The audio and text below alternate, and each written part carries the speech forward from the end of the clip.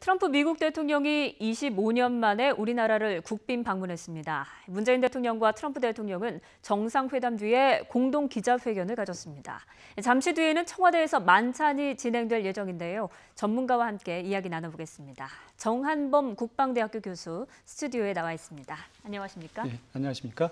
네, 잠시 뒤에 이제 국빈 만찬이 진행될 예정인데요. 아무래도 트럼프 대통령의 입맛이 좀 까다롭기로 유명하잖아요. 예. 어떤 메뉴가 나올지도 관심입니다. 예, 뭐 저도 음식 전문가는 아닙니다만 최근에 들은 얘기로는 가자미 구이와 옥수수 조죽 그리고 고구마 그리고 독도새우 잡채 이런 것이 나온다고 들었는데요.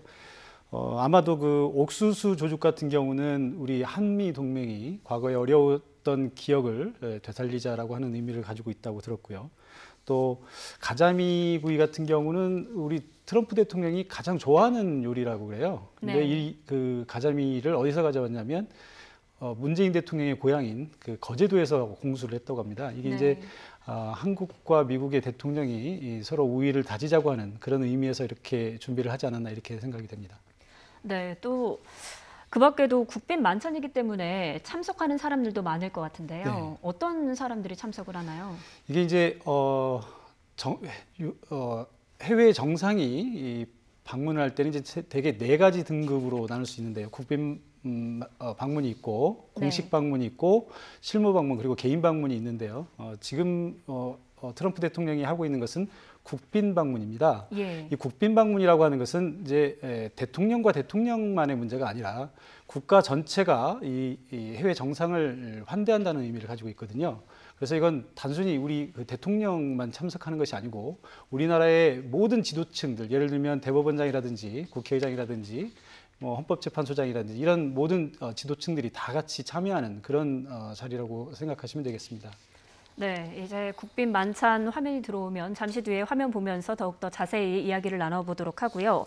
앞서 한미 정상은 단독 회담에 이어서 확대 정상회담까지 가졌습니다. 기자회견 내용부터 정리를 한번 해보겠습니다. 먼저 북핵과 미사일 위협에 대해서 양국의 입장을 발표했습니다.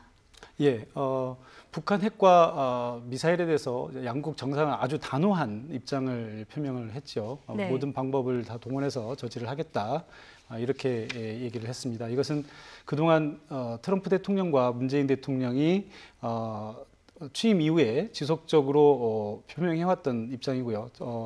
트럼프 대통령이 내세웠던 최대한의 압박과 관여라고 하는 정책이 있는데요. 이제 대북 정책의 근간인데요. 지금은 관여가 아니라 최대한의 압박을 하고 있는 국면입니다. 네. 여기에 대해서 우리 문재인 대통령이 지난 6월에 방문했을 때 그리고 9월에 유엔 총회에 방문했을 때도 같은 얘기를 했었고요. 그래서 양 정상이 이 세 번의 만남에서 모두 북한에 대해서 지금은 최대한 압박을 해야 될 국면이다라고 하는 면에 대해서 합의를 했고 네. 오늘 이것을 다시 재확인한 자리라고 이렇게 볼 수 있겠습니다. 예. 이번 한미 정상이 탄도 중량 제한을 해제하기로 합의했다라고 밝혔는데 앞으로 탄도미사일 분야에서 어떤 미사일 개발이 가능해지는 겁니까? 이 미사일이라고 하는 것은 참 굉장히 이 고난도의 기술을 요하는 것인데요. 지금 사실은 이제 우리가 전작권 문제로 인해서 뭐 군사주권 얘기를 많이 하고 있는데 사실은 우리가 잘 알지 못하는 부분에 있어서도 제약이 많이 있습니다. 예를 네. 들면은 핵무기를 개발할 수 없도록 한미 간의 협정이 있다든지 또 미사일 사거리 또 미사일 탄도 중량을 제한하는 이런 미사일 협정이 있습니다. 네. 그런데 이제 우리 한국이 이런 미사일을 개발했을 때 주변 국가들에게 미치는 영향, 동북아 전체적인 안보에 미치는 영향 때문에 그동안 미국이 이것을 제한해 왔었는데요. 얼마 전에 사거리는 조금 늘리기로 합의가 됐었습니다. 한국과 미국 사이에. 그런데 이번에 그 탄두 중량을 무제한으로 한다고 하는 것은 어떤 의미가 있냐면요. 예. 우리가 미사일을 쏴서 어떤 목표물을 격추시킬 때 겉으로 노출되어 있는 부분들은 맞추기가 쉽습니다. 그런데 최근에 이제 최근뿐만 아니라 북한은 옛날부터 이런 외부의 공격에 대비해서 군사 시설들을 지하에다가 건설을 해놨거든요. 근데 네. 이런 경우에 탄두 중량이 확보가 되지 않으면 깊이 이것을 침투하는데 어려움이 있습니다. 지금 미국 같은 경우는 그 지하 깊이 들어가서 이 폭발할 수 있는 그런 미사일들을 개발을 해놓고 있지만 네. 우리는 아직 그런 문제가 해결이 되지 않고 있는데 이번에 문재인 대통령이 이 문제를 해결했다고 하는 것은 우리 그 국방사에 한미 동맹사에 있어서 굉장히 큰 획기적인 사건이 아닐까 이렇게 생각이 됩니다.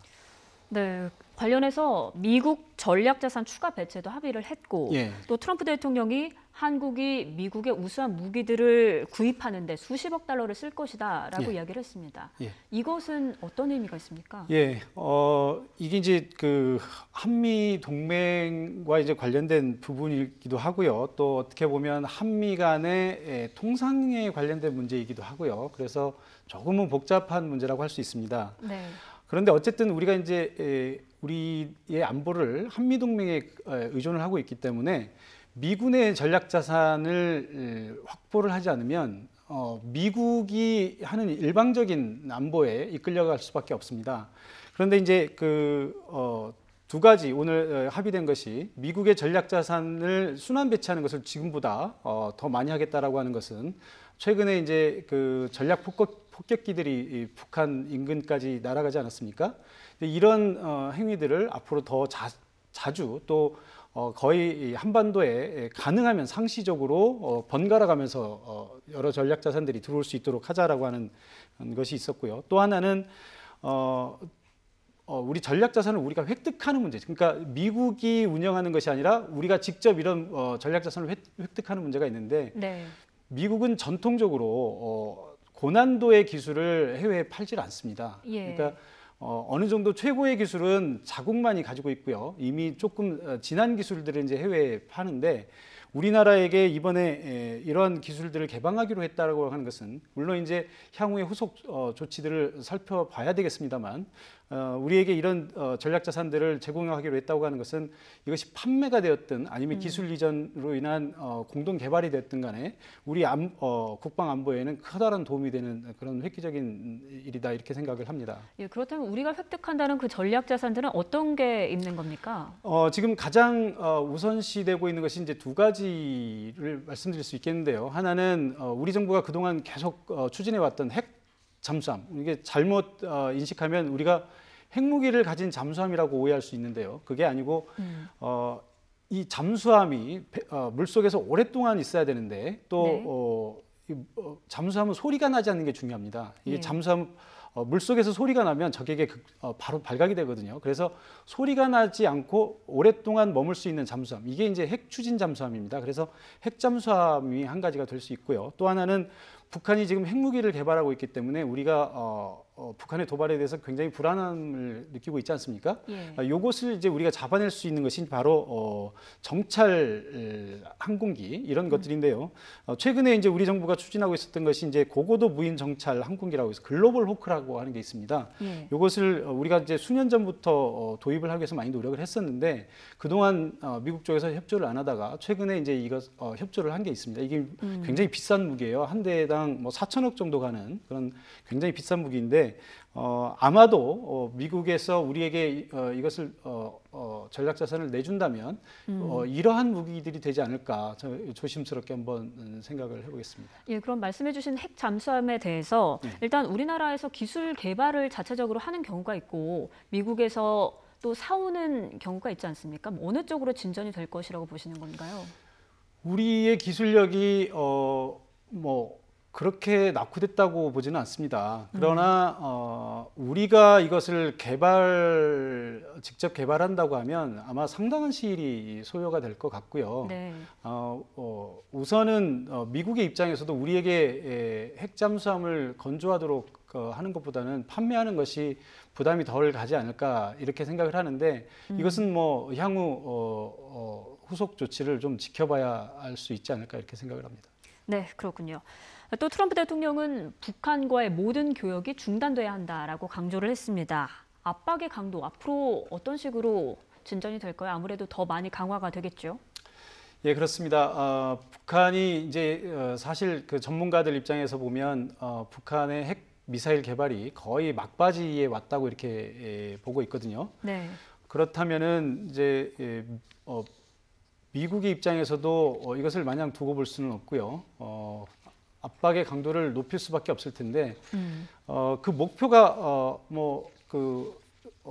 대화가 됐든 아니면 뭐 제재가 됐든지 간에 단기적으로는 압박을 높일 수밖에 없습니다. 그런데 이 압박이 가능한 것이 현재로서는 군사적인 압박이 아니라면 결국 이제 경제 제재로 갈 수밖에 없는 거거든요. 네. 이 경제 제재의 이제 어려운 점이 미국의 경우는 사실상 북한에게 직접적으로 할 수 있는 제재가 없습니다. 왜냐하면 경제 교육 관계가 안 돼 있기 때문에. 한국의 경우도 이미 이제 개성공단이 철수를 했고요. 금강산 관광은 중단된 지 오래되었기 때문에 한국 역시 북한에게 직접적으로 가할 수 있는 제재가 별로 없다고 보면 맞겠습니다. 그 밖에 이제 뭐 여타 나라들도 대부분 비슷한 상황이고요. 다만 이제 북한에게 직접적으로 압박이 될 수 있는 제재는 이제 중국으로부터 가는 경제 제재거든요. 네. 그런데 이제 두 가지 측면에서 생각을 해볼 수 있는데요. 하나는 중국이 얼마나 협조를 해줄 것이냐라고 하는 문제이고요. 또 하나는 이미 중국이 북한에게 그동안 수차례에 걸쳐서 압박의 강도를 높여왔기 때문에 중국 역시 더 할 수 있는 것들이 있느냐. 물론 이제 우리가 보기에는 할 수 있는 것들이 있습니다. 그러나 동맹 관계를 맺고 있는 중국의 입장에서는 예. 북한에 대한 제재를 뭐 무한정으로 할 수는 없는 거거든요. 그래서 네. 그런 의미에서 보면 중국이 할 수 있는 제재의 범위가 어디까지인가라고 하는 그런 부분을 좀 생각을 해봐야 되겠습니다. 마지막으로 이제 지금 최근에는 중국이 미국에 상당히 협조하고 있는 반면에 러시아가 또 다크호스로 떠오르고 있습니다. 예. 그러니까 러시아가 이제 그동안 북한과 별로 물론 조금의 교역 관계는 있었지만 최근에는 중국은 협조하고 있는데 러시아가 오히려 비협조적으로 나오는 이런 문제가 있기 때문에 이 제재에 관한 문제는 이제 내일 트럼프 대통령이 이제 중국으로 가는데 중국에 가서 또 향후에 러시아와 더 많은 대화를 해봐야 그 윤곽이 잡힐 것 같습니다. 네, 알겠습니다. 네, 잠시 뒤에는 이제 만찬이 시작이 되는데요. 이에 앞서서 지금까지의 의전 과정들 영상으로 정리를 해봤습니다. 함께 보시죠.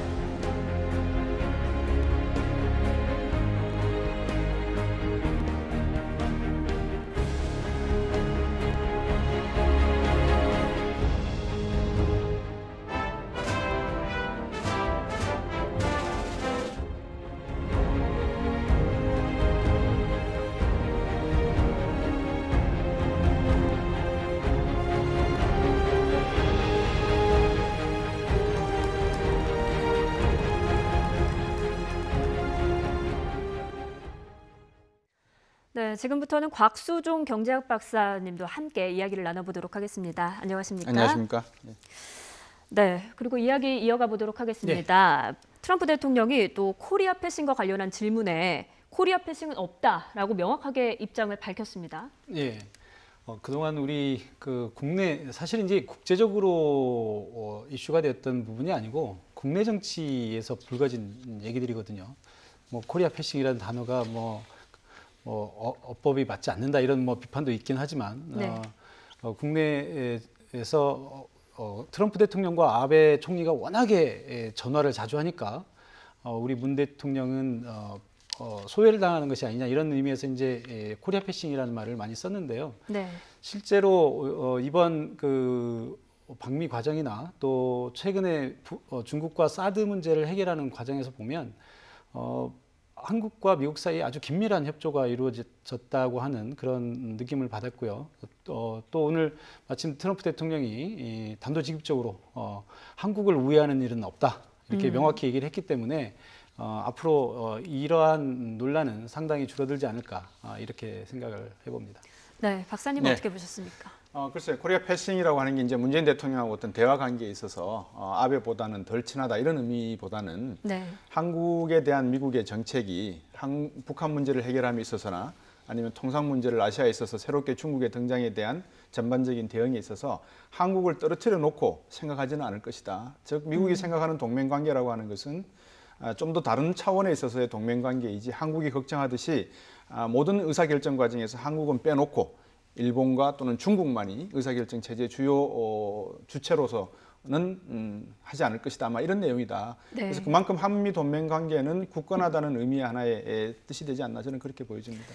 네, 또 예상한 대로 경제 분야 성명도 있었습니다. 트럼프 대통령은 한미 FTA가 성공적이지 못했다라고 재협상 의지를 밝혔는데 이에 네. 대해서는 어떻게 평가하십니까? 글쎄요, 한미 FTA 협상이 성공적이지 못했다라는 것이 이제 트럼프 대통령의 개인적인 생각이시라고 저는 판단이 되고요. 네. 뭐 언론을 통해서 많이 알려졌지만 미국 조야에서도 한미 FTA는 그런 경제적 의미보다도 정치 경제적인 의미도 상당히 포함이 되어 있다. 그러니까 앞에서도 말씀을 나누시는 걸 제가 들었는데 한미 동맹이라고 하는 것은 두 가지의 큰 축이 있다. 하나는 경제적 축이고 또 하나는 안보적 축이 있는데 안보적 축이 하드 파워라 그러면 경제적 축은 소프트 파워다. 그럼 이 두 개의 축이 잘 합쳐져야지만 조셉 나이 교수가 말하는 스마트 파워 체제가 되는데 한미 동맹은 바로 그런 결사 체제로 가기 때문에 한미 FTA 의미는 정치 경제적 의미도 포함이 되어 있다. 경제적 의미만 놓고 봐서는 미국이 너무 무역 수지 적자를 보고 있으니까 200억, 250억 이상 달러의 규모를 보고 있으니까 이게 불균형하지 않느냐라고 말하고 있지만 사실은 네. 미국의 많은 학자들도 암흑물질 이론을 내세우면서 미국이 전 세계에 흐트러 놓은 다국적 기업이 워낙 많기 때문에 무역 수지 의미를 그대로 해석하는 것은 무리가 있다는 학자들도 있고요. 또 우리가 어떤 미국과의 어떤 무역 수지 흑자 규모는 일본의 3분의 1, 또 중국에 비하면 한 10분의 1 규모밖에 되지가 않습니다. 그런 의미를 놓고 볼 때 트럼프 대통령은 한미 FTA 카드를 이용해서 다른 무엇인가를 얻으려고 하는 그런 비즈니스 측면도 있다라는 점을 봐야 될 것 같습니다. 네, 그렇다면 그 다른 무엇이라는 게 네. 무엇일까요? 오늘 아마 공동 기자회견문에서도 이야기하셨고 또 캠프 험프리스를 방문하는 과정에서도 이야기가 나왔습니다. 한국에 있어서 첫 번째 무기 판매에 대한 모든 관심을 가지고 있으니까 네. 우리가 만든 물건이 최고의 제품이다. 그러니까 한국 방위 조약에 있어서 여러 가지 내용도 있지만 미국산 무기를 수입하는 것에 대해서 이것이 미국 내 일자리도 늘리니까 이 부분에 대해서 긍정적으로 검토해 주면 좋겠다라는 측면. 그 두 번째는 한미 방위비 부담 문제를 이야기했습니다. 공동 기자회견 지켜보셨으면 아시겠지만 험프리를 방문하고 난 다음에 우리나라도 이게 상당한 많은 돈을 투자를 했다. 그래서 한국이 방위비 분담에 있어서 적극적이고 또 합리적이다라는 것을 부각을 했고 트럼프 대통령도 이해는 한다. 하지만 좀 더 우리도 같이 돈을 투자했기 때문에 방위비 부담 문제만큼은 조금 여지가 남겨둔 그런 여운을 가졌는데 결국 이러한 내용들을 조정하기 위해서 아마 한미 FTA라는 또 다른 경제 축을 아마 좀 흔들 가능성이 있다 이렇게 보여집니다. 네, 문 대통령도 한미 동맹 경제 협력 확인했다면서 한미 FTA 협의를 신속하게 추진하겠다고 밝혔습니다. 이것은 어떤 의미를 갖고 있다고 봐야 될까요? 글쎄요, 사실 이 한미 FTA가 좀 복잡한 문제이긴 합니다. 아까 우리 곽 박사님도 말씀하셨지만 사실 이 한미 FTA가 성공적이지 못하다고 하는 것은 지극히 트럼프 대통령의 개인적인 견해라고 보는 게 맞습니다. 왜냐하면 네. 이 FTA를 통해서 그 이전보다 미국의 무역 수지 적자가 많이 줄었거든요. 그렇게 본다면 만약에 정말로 트럼프 대통령이 얘기하는 대로 한미 FTA를 폐기한다. 그러면 과거로 돌아간다라고 가정했을 때 미국 경제가 감내하기 참 힘든 고통을 가지게 될 거거든요. 그래서 한미 FTA를 지금 얘기하고 있는 것은 제가 볼 때는 아메리카 퍼스트라고 하는 트럼프 대통령의 어떤 정책 또 어찌 생각하면 국내 정치를 중시하는 트럼프 대통령으로서 지금 아시아 순방 중에 모든 국가에 가서 내가 미국 내의 일자리 그리고 노동자들을 위해서 항상 신경을 썼다라고 하는 것을 기록으로 남기기 위한 그런 멘트가 아닐까 이렇게 생각을 해봅니다. 왜냐하면 사실 이번에 트럼프 대통령이 방한하기 전에 우리 쪽에서는 이제 안보 쪽에서 불협화음이 나서는 안 된다라고 하는 굉장히 경각심을 가지고 그쪽이 많이 노력을 했지만 FTA는 어느 정도는 타격이 있을 수도 있다라고 각오를 하고 있었거든요. 네. 근데 오늘 정상회담 결과를 보니까 트럼프 대통령의 어떤 멘트나 이런 것들이 우리가 생각했던 것보다는 굉장히 낮았다. 그래서 제가 보기에는 트럼프 대통령이 국내 정치 면피용으로 거의 얘기한 수준이지 실제로 FTA를 얘기한 건 아니다. 또 한편으로는 우리 문재인 대통령이 이미 트럼프 대통령이 그것을 이슈하기 전에 이것을 내가 이미 다 지시했다. 이거 다시 재협상하도록 지시했다라고 이렇게 얘기해서 김을 빼버린 측면도 있다. 네. 어떻게 보면 협상 전략에서 조금 그래도 조금 선방한 것이 아닌가 그런 느낌도 가질 수 있겠습니다. 미국이 아시아 국가에 있어서 이런 무역 협정을 가지고 있는 체결하고 있는 국가는 한국이 일종의 유일한 강대국 중에 하나입니다. 소강소국 중에 하나입니다. 일본하고는 TPP 하려고 그러다가 폐기를 바로 해버렸고요. 중국하고는 아무런 무역 협정도 갖고 있지 않습니다. 그래서 이제 한국에게 어떠한 요구를 비즈니스 딜을 하려고 할 때 그 바게닝 파워, 즉 정치적인 게임이나 경제적 게임을 할 때 무슨 카드를 써야 되는지에 대한 아주 나름대로의 판단이 바로 한미 FTA가 아니겠는가. 앞에서 말씀드렸습니다만 한미 FTA라고 해서 미국이 가지고 있는 어떤 이점을 트럼프 대통령이 모를 리가 없죠. 사실 미시간이나 디트로이트 지역에 있는 그 러스트 벨트 지역에 있어서 백인 노동자들이 듣고 싶어 하는 것이 바로 이 한미 FTA라든지 나프타 때문에 우리가 일자리를 잃었다. 이런 내용들을 자극함으로써 대통령이 되셨기 때문에 대통령을 1주년 취임에 즈음해서 아마 트럼프 대통령 머릿속은 미국의 일자리를 어떻게 더 많이 늘린다는 것을 자기가 고민하고 있는 모습을 국민들에게 보여줘야지만 지금 텍사스의 저런 불행한 사태라든지 미국 내에서의 자기 지지율이 낮다는 점에 대한 하나의 보완이 되지 않을까 그런 노림수도 있을 겁니다. 네, 이런 여러 가지 상황 때문에 그런지 방위비 분담 문제도 크게 이슈가 안 된 것 같습니다. 네, 좀 전에 말씀드린 같은 맥락이라고 보는데요. 사실 이제 저도 트럼프 대통령 방한을 대비하는 일종의 회의에 이제 제가 참석을 했었고 거기에서 가장 이슈라기보다는 거의 만장일치로 그거다라고 얘기했었던 것이 사실은 캠프 험프리스 방문이었습니다. 그러니까 제일 중요한 전략 중에 하나가 사실은 DMZ를 방문하지 않고 캠프 험프리스를 방문하도록 하는 그런 네. 전략이었는데 어찌 보면 이미 게임 시작하기 전에 이미 우리가 이기고 들어간 거다. 그러니까 트럼프 대통령의 방한 일정을 그렇게 만든 것에서부터 성공했다. 저는 그렇게 보고요. 예. 방위비 분담 얘기를 꺼내려고 해도 가서 캠프 험프리스를 가서 본다면 얘기가 나올 수가 없죠. 저도 지난달에 이제 그 일본 미군 기지를 가면서 오산 미군 기지에서 미군 비행기를 타고 가면서 상공에서 내려다 봤거든요. 순간적으로 깜짝 놀랐던 게 아니 여기가 도시가 없었는데 저게 무슨 도시지 이런 생각을 했었어요. 근데 조금 이따 생각을 해보니까 그게 이제 캠프 험프리스더라고요. 그래서 이게 정말 어마어마한 규모구나 하는 것을 봤고 아마 트럼프 대통령도 예정에 없이 헬기를 타고 여기를 20분 이상을 선회하면서 거기를 봤다고 그래요. 그래서 우리 주한미군 브룩스 사령관하고 틸러슨 장관하고 같이 이렇게 둘러봤다고 하는데 결국 그런 것들이 방위비에 대한 트럼프 대통령의 어떤 멘트 이런 것들에게도 영향을 미치지 않았는가 이렇게 생각을 합니다. 근데 방금 그 부분에 대해서 제가 조금 말씀을 첨언해 드리면 캠프 험프리 평택 기지를 가보신 분들은 아시겠지만 엄청나게 넓습니다. 그리고 네. 오늘 트럼프 대통령도 분명히 언급을 하셨어요.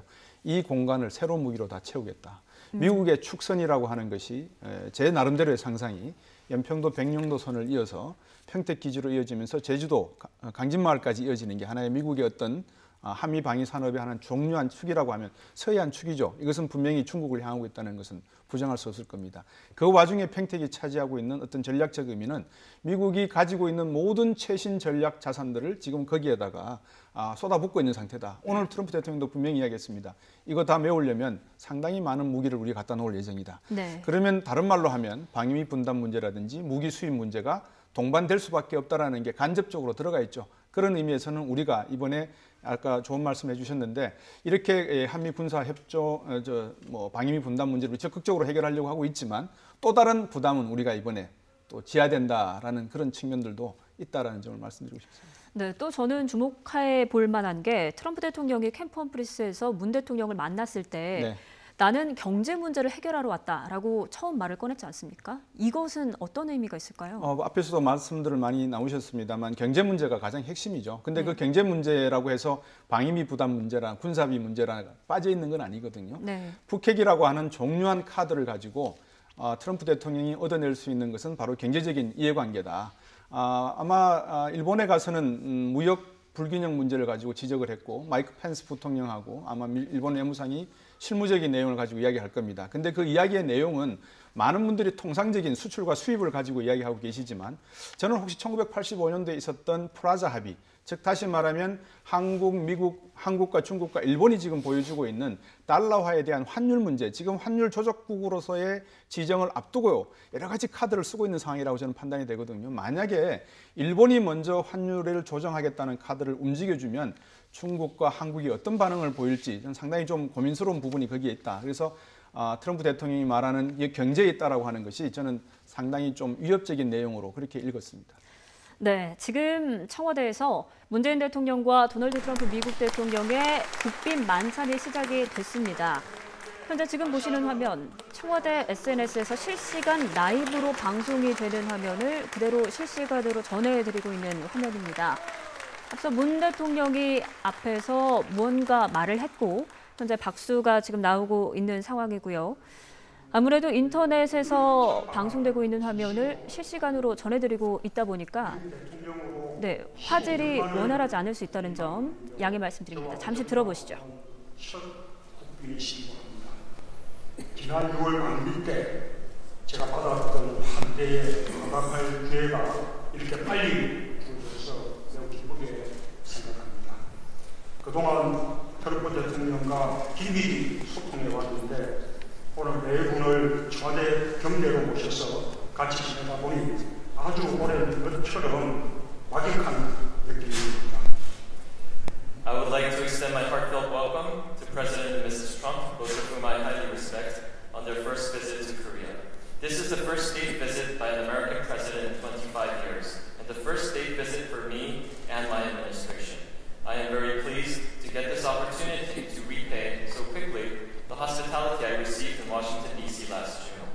Over the months, I have maintained close contact with President Trump.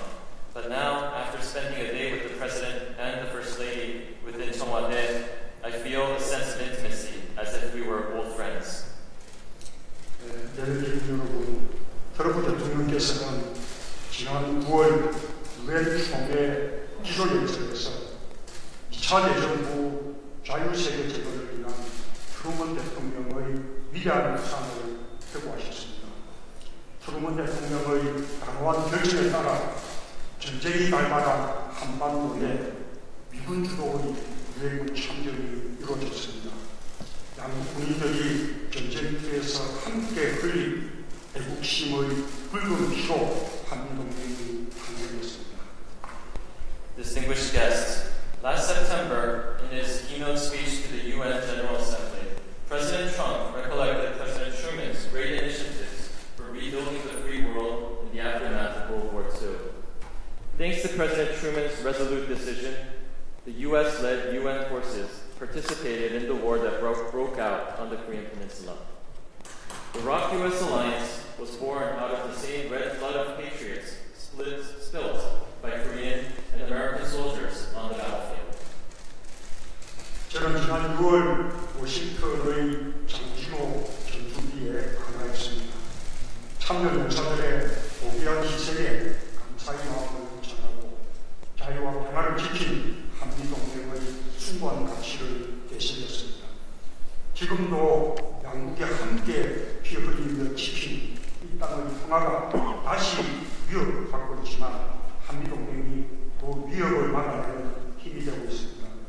오늘 트럼프 대통령께서 방문하신 세계 최대 최첨단 미군기지 캠프 험브리지가 바로 한미동맹의 굳건함을 보여주는 상징입니다. Last June, I paid my respects at the Changjin Reservoir Battle Memorial in Quantico. 네, 계속해서 화면이 들어오는 대로 저희가 실시간으로 전해드리도록 하겠습니다. 문 대통령의 인사말이 있었는데요. 지금 어떻게 보셨습니까? 분위기를 좋게 하기 위한 인사말이라고 봐도 될까요? 그럼요. 국빈 초청을 한 상태에서 트럼프 대통령이 일본에서 어떤 성과를 냈는지 충분히 우리가 지금 알고 있는 상황이고 네. 또 트럼프 대통령 자체도 지금 처음 아시아 순방이지 않습니까? 트럼프 대통령의 면면을 보시면 왜 아시아를 먼저 방향을 틀었는지 조금 이해를 하셔야 될 것 같습니다. 예를 들어 말씀드리면 독일하고 미국하고 관계가 썩 좋지가 않은 상태, 또 영국하고도 별로 그렇게 관계가 좋지 않은 상태. 지금 대서양을 건너서의 미국의 외교는 상당히 좀 껄끄러운 내용이 많이 있거든요. 네. 그런 측면에서 아마 트럼프 대통령 본인으로는 한국이나 일본, 중국을 방문하면서 뭔가 성과를 얻어내야 된다. 왜? 무역 수입 적자가 제일 많은 데가 중국 같은 경우에는 약 4천억 달러에서 6천억 달러까지 보고 있거든요. 그 정도에 되는 국가에서 뭔가를 얻어냈다라고 하는 것은 트럼프 대통령으로 상당히 중요하기 때문에 문재인 대통령께서는 아마 그런 덕담과 또 한미동맹 이야기를 하시면서 기분을 한껏 아마 북돋을 그런 내용인 것 같습니다. 네, 이 국빈 만찬이라는 것이 외교 행사에 있어서 아무래도 가장 클라이막스 아닙니까? 그만큼 어려운 문제도 다소 부드럽게 풀어갈 수 있는 자리이기도 한데 오늘 만찬에서 어떤 이야기들이 오고 갈까요? 글쎄요. 아까도 제가 말씀을 드렸습니다만 이게 이제 국빈 초청이기 때문에 다른 행사들과는 굉장히 다르게 의전이 중요시되는 그런 행사라고 볼 수 있고요. 특히 그 중에서도 만찬이 제일 중요한 부분인데 아마도 양국 정상이 인사말을 하고 또 건배 제의하고 하는 등의 시간이 굉장히 많이 할애가 될 것 같고요. 또 여기에 참석한 내빈들이 있기 때문에 아마 뭐 인사말도 주고받고 이런 과정에서 거의 의례적인 얘기들이 주로 왔다 갔다 하지 않을까. 그래서 제 생각에는 여기서 현안이 많이 다뤄지지는 않을 것이다 이렇게 예상을 할 수 있습니다. 다만 네. 의례적인 수준에서 뭐 한반도 평화를 위해서라든지 뭐 예를 들면 한미 동맹을 위해서 뭐 이런 식의 서로 간의 우위를 다지는 그런 말들이 오가지 않을까 이렇게 생각을 해보겠습니다. 네, 이게 국빈 만찬이기 때문에 참여하는 사람들이 많은데 정재계 인사들이 대거 참여했지 않습니까? 네. 어떤 인사들이 참여했는지 설명 좀 부탁드립니다. 정치 쪽에서는 아마 안철수 국민의당 대표를 빼고는 거의 자유한국당 홍준표 대표도 참여를 하고 그다음에 원내 대표들까지도 다 참여한 걸로 그렇게 알고 있고요. 한미 경제 관계에 대한 많은 협회가 있지 않습니까? 그쪽도 그다음에 정경련 쪽도 아마 참석을 해서 트럼프 대통령의 말씀에 귀를 기울이고 또 한미 관계를 좀 더 돈독히 하는데 도움을 주지 않을까 생각이 듭니다. 네, 또 만찬 중에는 공연도 예정이 되어 있지 않습니까? 특별한 인물들이 오늘 공연을 해주시는 것 같아요. 글쎄요, 제가 뭐 공연 내용은 정확히는 잘 모르겠습니다만 오늘 만찬장에 참석한 인물들 중에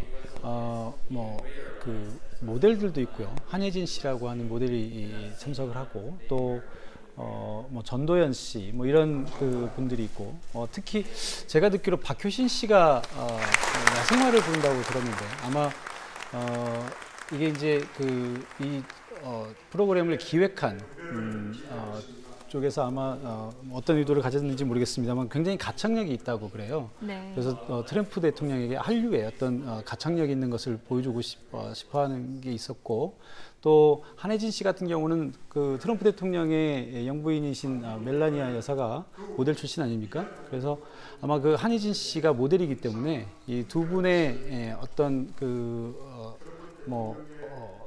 기분을 고려한 이런 준비가 아니었었나 이렇게 생각을. 영어는 잘 합니까? 근데 한혜진 씨가 잘 모르겠어요.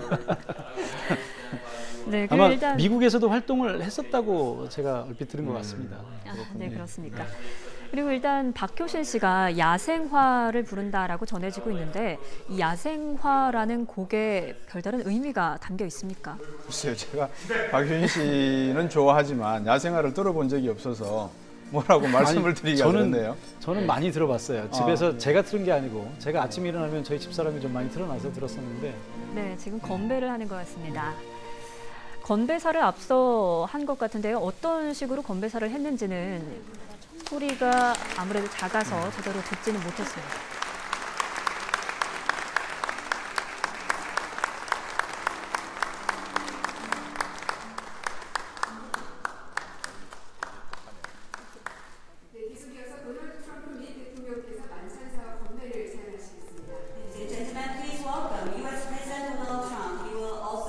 내일 방문하게 될 국회에 정세균 의장도 헤드 테이블에 같이 앉아 계시고요. 네. 잠시 들어보시죠.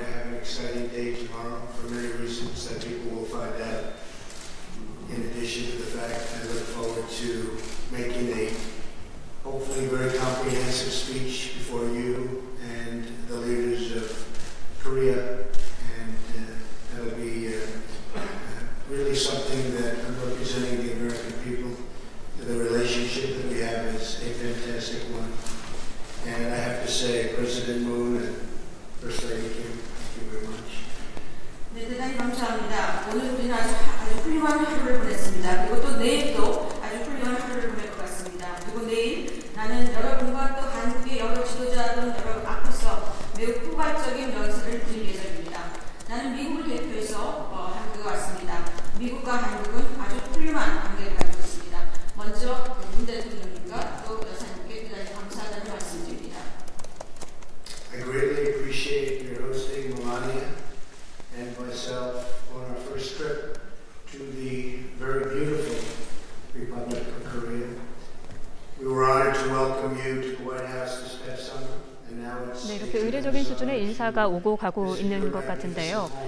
청와대는 최고의 예우 그리고 격식에 맞춰서 국빈 만찬을 준비했다라고 했는데 일본과 비교를 하자면 좀 어떻게 보십니까? 글쎄요, 저는 이렇게 표현하겠습니다. 일본이 양이었다면 우리는 질로 승부한다. 이렇게 말씀드리겠는데, 제가 지난번에 트럼프 대통령 방한 준비 회의를 했다고 말씀드렸는데, 그때도 논의가 됐었던 것이 틀림없이 일본과 한국의 비교가 있을 것이다. 특히 체류 시간에 대한 비교가 있을 것이다. 그렇죠. 이런 예상을 했었고요. 네, 아무래도 절대적인 시간이 적다 보니까요. 그렇죠. 근데 사실 이것은 뭐 단지 이번 트럼프 대통령의 방문뿐만 아니라 역대 미국 대통령들의 방문이 거의 다 그랬습니다. 네. 사실 미국의 입장에서 보면 전략적인 중요성에서 중국이나 일본이 차지하고 있는 중요성이 엄청나거든요. 그러니까 그쪽에 할애해야 되는 기본적인 시간들이 있고, 또 한국이라고 하는 나라가 중국과 일본 사이에 끼어 있어서 한국만 따로 방문하기도 쉽지가 않습니다. 그래서 대부분 이쪽에 오게 되면 세 나라를 다 동시에 방문을 하게 되는데요. 네. 그러다 보면 이 또 순방 기간을 무한정 늘릴 수도 없고 하기 때문에 우리가 항상 피해를 보는 측면이 있습니다. 그래서 일본에서 체류 시간이 더 길 수밖에 없고요. 네. 이제 아베 총리가 굉장히 그 트럼프 대통령과의 어떤 친근감을 과시하기 위해서 밀착 수행을 하지 않았습니까? 네. 이 부분이 사실은 역효과를 냈다는 뉴스가 오늘 좀 많이 나왔어요. 그러니까 일본에서 너무 굴욕적이다라고 하는 얘기도 있었고, 예. 미국 쪽에서는 충실한 신하다 이런 식의 표현이 나왔던 것 같아요. 워싱턴 포스트 같은 경우에. 예. 그 아베 총리가 충성을 했다 이런 식의 용어가 제가 정확한 표현은 아닙니다만 그런 표현이 나왔던 데 비해서 우리는 시간이 절대적으로 짧기 때문에 꼭 필요한 그러나 굉장히 중요한 행사들을 국빈 만찬이라든지 국회 연설이라든지 또 캠프 컨퍼런스 방문이라든지 이런 굉장히 굵직굵직한 행사들로 채워가면서 격조와 격식을 차리는, 또 아까 그 트럼프 대통령이 청와대로 들어가는 과정에서도 우리 이 전통 어가 행렬을 재현하는 그런 모습을 보여줬거든요. 예. 이러한 모습들에서 보면 우리는 확실히 질적으로 승부를 한 게 아닌가 이렇게 생각이 됩니다. 네, 박사님도 일본과 우리나라 비교를 하면 양보다 질이라고 보십니까? 글쎄요, 뭐가 양이고 뭐가 질인지는 잘 모르겠습니다만은 방금 말씀하신 대로 분명히 미국 워싱턴 포스트라든지 이쪽에서는 오히려 아베 총리의 행동을 로얄 사이드킥이라 그래서 아까 번역해 주셨지 않습니까? 충성스러운 신하다 이런 표현을 아마 한국어로 저도 듣고 알고 있습니다. 아베 신조 총리가 아마 이렇게 미국 트럼프 대통령에게 열과 성을 다한 이유는 분명히 일본 나름대로의 무언가를 얻어내려고 하는 것이 있었을 것이다. 그것은 아마 미일 간의 어떤 공조체제라는 이름하에 감춰진 그 무엇이 있었을 건데 과연 그것이 무엇일까라는 것은 좀 더 지켜보고 연구를 해야 될 부분인 것 같습니다. 네. 앞으로 중국에 대해서 어떤 대응책을 가져갈 것이냐. 인도라는 하나의 변수가 튀어나왔거든요. 그래서 인도와 일본과 미국 간의 어떤 공조체제, 이게 군사적 공조체제까지 확대가 되면서 호주가 또 들어가면 태평양 지역에 있어서 또 다른 나토와 같은 방위체제가 나온다 그러면 아마 미국은 일본은 얻어낸 것이 있을 것이다. 우리는 무엇을 질적으로 승부했는지는 모르겠습니다. 지금 저에게 물으시는 게 노래 내용을 아느냐 이런 말씀을 하시고 만찬 음료 음식을 말씀하셨는데 네. 아마 지금 트럼프 대통령이 이야기하는 과정에 목소리나 여러 가지 제스처를 보면 상당히 지쳐 있는 듯한 모습을 제가 느끼거든요. 네. 피곤한 모습이 아닌가. 저분이 저렇게 상이 사자상 같은 분인데 말을 상당히 박력 있고 하는 사람이 제스처가 많이 들어갑니다. 이런 제스처도 쓰고 하시는 분인데 그렇죠. 지금 손을 내려놓은 상태에서 말을 하는 거 보면 상당히 지금 피곤한 기색이 있는 듯하다. 지쳐있다. 예, 지쳐 있는 듯해서 그래서 모르겠습니다. 한 25시간 머물다 가시는 그런 내용 가지고 저희들이 뭐 무엇을 얻었다 아니면 잃었다고 따질 게 아니라 이 관계, 한미 관계를 좀 더 항구적인 측면에서 놓고 봤을 때 국빈 방문에 응했고 한국이 반드시 중국과 일본을 방문하는 사이에서 한국도 방문했다. 이 점이 아마 의미가 있지 않은가 생각합니다. 적절한 수준에서 잘 봉합이 됐다. 뭐 이 그렇게, 정도로 보시는군요. 예. 네, 앞서 방한과 관련해서 예행 연습에 참여를 하셨다라고 예행 말씀을 연습이 아니고요. 해주셨는데요. 예행 연습이 아니고 예. 준비 회의에 참여했습니다. 아, 준비 회의에 네. 참석을 해주셨다라고 말씀을 해주셨는데요. 그 과정에서 뭔가 우려했던 점이라든지 특별히 신경을 썼던 점이 있었습니까? 일단은 여기 한국에 와서 전쟁 얘기를 하지 않았으면 좋겠다. 북한을 어떻게 북한과 전쟁도 불사하겠다 이런 얘기를 하지 않았으면 좋겠다. 그리고 그런 말들이 우발적으로 튀어나올 수 있는 상황이 벌어지지 않도록 하기 위해서 판문점을 방문하지 않았으면 좋겠다. 뭐 네. 이런 얘기들이 있었습니다. 네, 그러면 그 정도 일단 우려했던 부분은 나오지 않은 거네요. 그렇죠. 그런 면에서 보면 어떻게 보면 아까도 제가 말씀드렸습니다만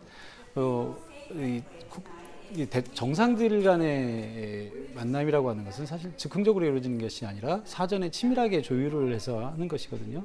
그래서 이미 트럼프 대통령이 한국 땅을 밟기 전에 양국 간의 조율 과정에서 우리가 상당히 선방을 하지 않았는가 저는 그렇게 보고 있습니다. 정상회담 하는 형태를 방금 이제 사전에 실무회담을 상당히 많이 할 겁니다. 아마 서로 네. 어떤 무엇을 좋아하고 무슨 색깔을 좋아하고부터 시작을 해서 상당히 많은 내용들이 오간다는 정도는 뭐 충분히 이해를 해주셔야 될 것 같고요. 국빈으로 초청받은 사람도 그렇고 초청한 분도 그렇고 서로를 대놓고 좀 험한 말 하기는 좀 그렇지 않겠습니까? 또 이런 네. 자리에서 트럼프 대통령이 자국에서 하던 말 그리고 미국이라고 하는 나라를 자세히 보시면요. 중요한 협상문은 협상이 있으면 주로 미국으로 불러서 협상을 합니다. 그게 경제회담이든 정치-군사회담이든 중요한 것은 미국으로 부릅니다. 아니면 홈그라운드 이점이 있다라는 측면에서도 중요한 전략인데요. 그런 점에서 지금 외외에 나와서 우리 국빈 방문하는 상태에서 전쟁 이야기를 한다는 것은 트럼프 대통령도 충분히 인지할 수 있는 그 정도의 두뇌 싸움은 하지 않을까 생각이 들고 다만 이제 미국으로 돌아갔을 때 중국과 일본을 빗대어서 우리에게 어떤 카드를 던져줄까 아마 이게 네. 조금 더 지켜봐야 될 내용 아닌가 보여지고 내일 국회 연설을 조금 더 관심 있게 볼 수 있을 것 같습니다. 네, 말씀하신 것처럼 내일은 유일하게 한국에서만 이루어지는 트럼프 대통령의 국회 연설이 예정이 되어 있는데요. 어떤 내용이 포함될지 지켜봐야 될 것 같습니다. 지금까지 정한범 교수 그리고 곽수종 박사님과 함께 이야기 나눠봤습니다. 오늘 말씀 고맙습니다. 고맙습니다. 고맙습니다.